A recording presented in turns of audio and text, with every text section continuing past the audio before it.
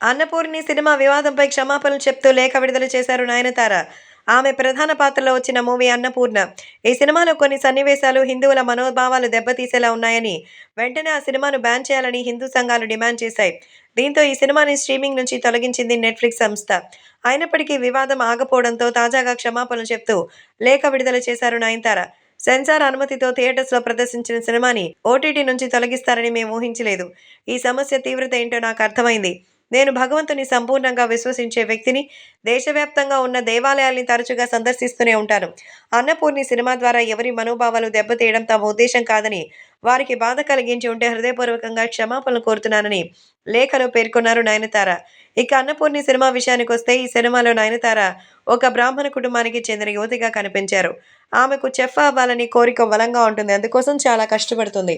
ఆ క్రమంలో ఒక ముస్లిం అబ్బాయితో పరిచయం ఏర్పడుతుంది. అలా ఓసారి అన్నపూర్ణి మాంసం తినేలా ఒప్పిస్తారు. దాని ఉదాహరణగా రాముడు కూడా మాంసం తినేవాడని చెప్తారు. ఇదే విషయంపై హిందూ సంఘాలు భగ్గుమన్నాయి. సినిమాను బ్యాన్ చేయాలని పిటిషన్లు దాఖలు చేశాయి. మొత్తానికి ఈ సినిమాకి సంబంధించిన విషయంలో మరి నెట్‌ఫ్లిక్స్ సంస్థ నుంచే తొలగించేశారంటే వివాదం ఎంత పెద్దదో అర్థం చేసుకోవాలి. మరి సెన్సార్ సభ్యులు ఈ సినిమాని ఎలా విడుదలకు ఒప్పుకున్నారో అర్థం కావడం లేదు.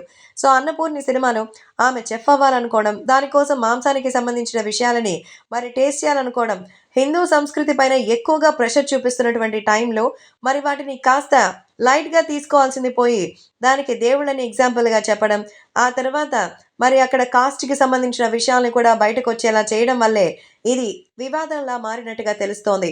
మరిప్పుడు ఏకంగా నయనతార దిగి క్షమాపణలు చెప్పడంతో ఇకనైనా ఆ సంఘాలు శాంతిస్తాయో లేదో చూడాలి.